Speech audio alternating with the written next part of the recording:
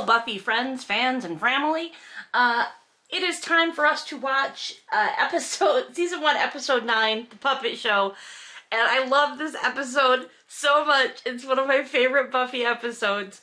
And I can't wait to watch it. But first, I have to address the fact that in the last video, I talked at length about how I would love for there to be a show where there was like this dynamic between like two people where one of them was like really stuffy and by the book, and then the other person had like a little bit of like a hip, sort of like more open-minded, kind of forward thinking. And I went on and on and on about it.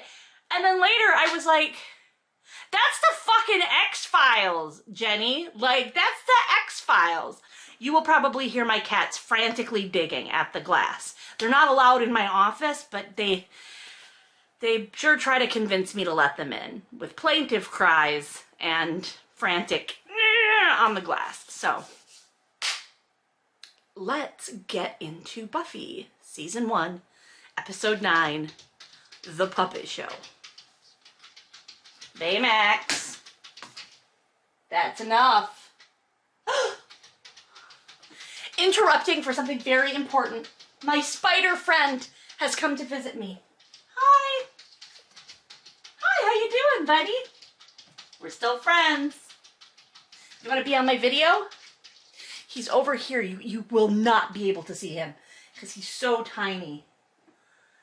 Hello, spider friend. How are you doing? How are things? Learning to love yourself is the greatest. I decided long ago never to walk in anyone's shadows. I've made that face. I try to keep it. I don't. I smile at everyone. It doesn't matter how they're doing. I smile. I literally had that shirt that Willow was wearing. I had that shirt. Willow's is zipped up because that was a crop top, and Willow wouldn't wear crop tops. My predecessor, Mr. Flutie, may have gone in for all that touchy-feely relating nonsense, but he was eaten. I know you're supposed to not like him, but he's such a good actor that you have to just be like, that guy. Down. Mine. How is it that they're the nerds of the school, but they go to school with a mime? Reach into the hat, and out comes... Has anybody seen a rabbit? How do you lose a whole ass rabbit? I can't do this. Xander, come on. I can't. I have my pride. Okay, I don't have a lot of my pride. There is like so much construction noise going on. What could they possibly be fucking building? And also, if this was truly a theater doing like construction, you would be hearing like 4 or 5 Makita drills going off. This place has quite a reputation. Suicide, missing persons, spontaneous cheerleader combustion. I still feel like they should have made him a demon hunter himself, or someone who thought that Buffy was a demon. I really feel like they should have done more with the character other than just he's a principal who's fed up with the supernatural.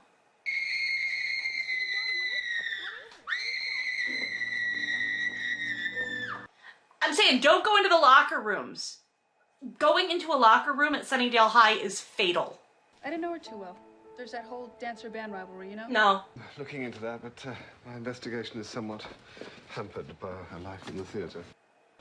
Priority check, Giles? Talent show? Murder.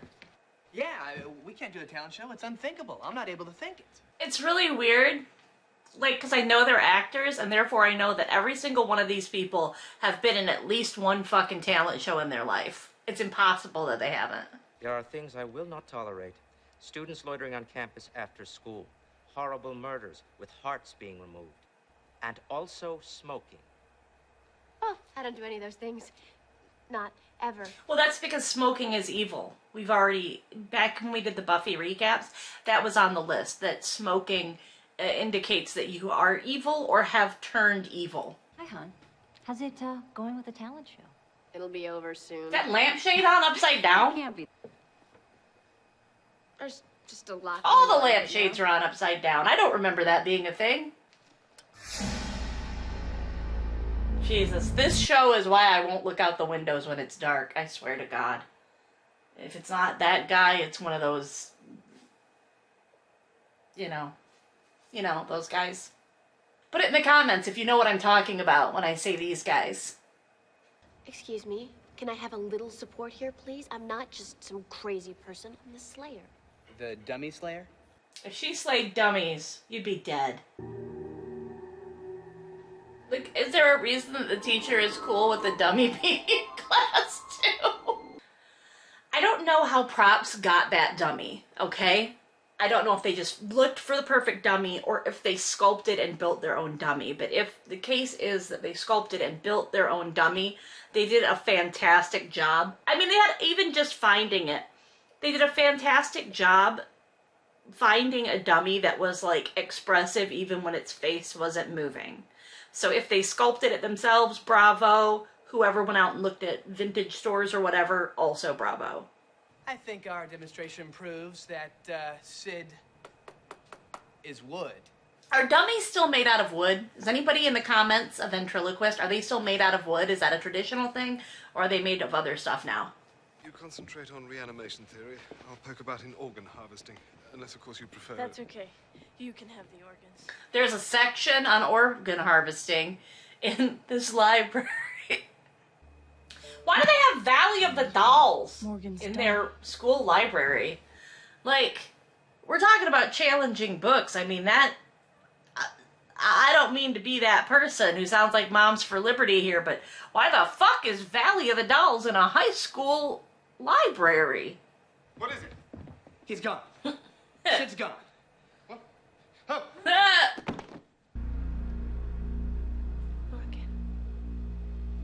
The writing in this is so good because now you're like convinced. You're like, yep, the dummy did it. The dummy is the problem. You're strong, athletic, limber, Underage. nubile. Underage. 15 minutes to curtain, everyone. Don't you have a stage manager?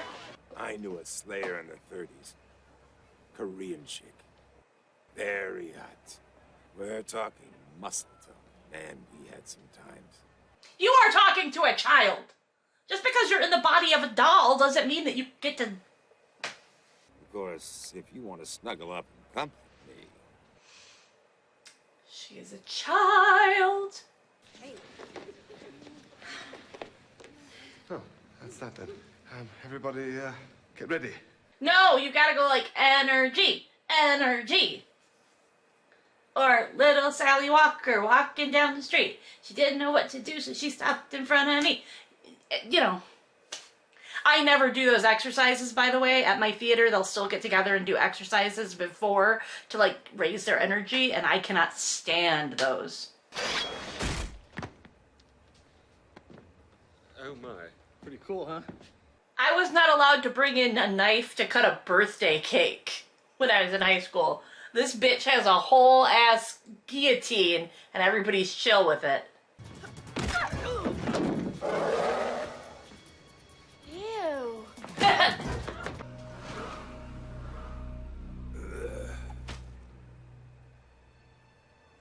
So what do you do with the dummy then? Do you bury it? Like, is the body...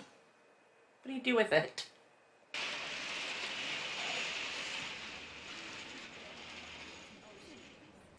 This is why you need a competent stage manager.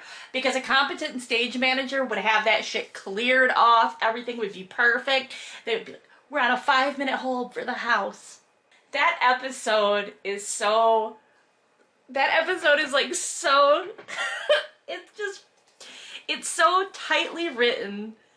And the misdirect is really good. The misdirect is fantastic. The first time I saw that, I was like, well, obviously it's the dummy. And everybody thinks it's going to be the dummy, obviously. So the misdirect is incredible because you didn't see that magician kid as, like, an issue, really, because all you ever saw was he was just in the background adding texture to this whole thing about the talent show. He was just a little bit of background texture, and then all of a sudden he's like, and you might think like, well, that's really lazy, but then you go back and you watch the episode a few times and you notice how big of a presence that guy was throughout the episode. So it wasn't like out of left field. He was there like the whole time. I like that episode. Sid is gross. I don't like Sid. I think that, especially knowing what we know now about the stuff that went on on the Buffy set, and especially hearing about the rule that Joss Whedon wasn't allowed to be alone with Michelle Trachtenberg, which, you know, nobody has ever expanded on. They've just said that that was the rule on the set.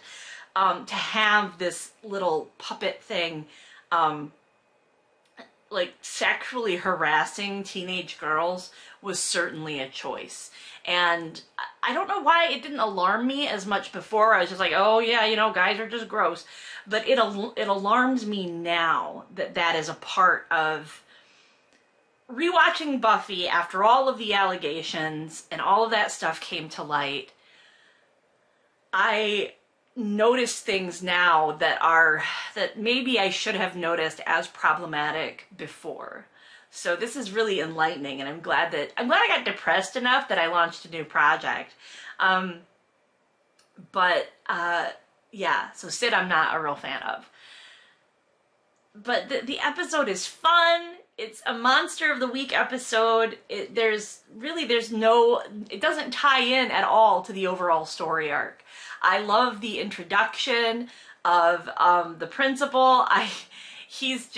Snyder is just despicable, but evil in a way that is not a way that Buffy can fight, and I love it. I absolutely love it.